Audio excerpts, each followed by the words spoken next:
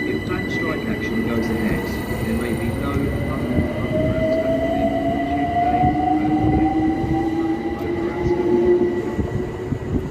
Any lines that do run will have very limited services and many stations will be closed.